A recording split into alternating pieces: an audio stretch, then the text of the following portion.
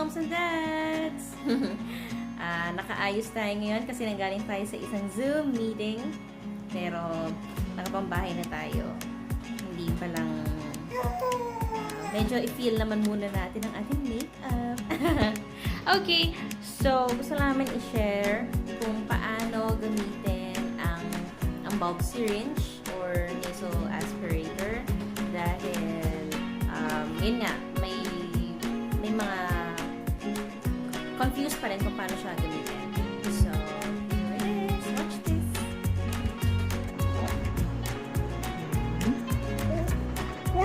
Harap yan. Harap.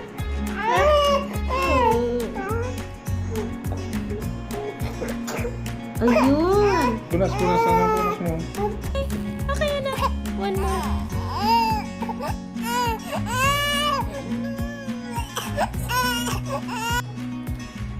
So, ayun na nga.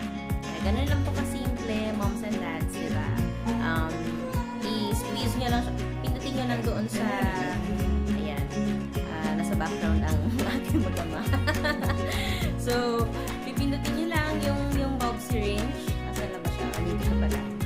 So, ayun! Nakita sila. Nahanap sila. Hello, Daddy! Ayun.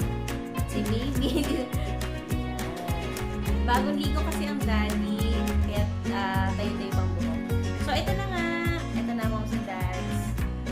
Pindutin lang ito. Yan. Yan.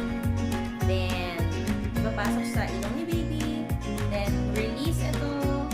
Yan. So, isusuction na niya yung sipon. So, ganun lang siya kasimple. At, kung bakit naman ito naka-portrait, pero pasensya na po. Yan, dapat naka-landscape, ano? Ayun. So, ganun lang siya kasimple, moms and dads. Dapat meron kayong bulb syringe or nasal aspirator kapag meron kayong baby, para kapag nagkasipon si baby ay matulungan nyo siyang mas makahinga ng mas maluwag gamit yung bulb syringe. Okay, so that's it for today. Thank you so much for watching. Bye!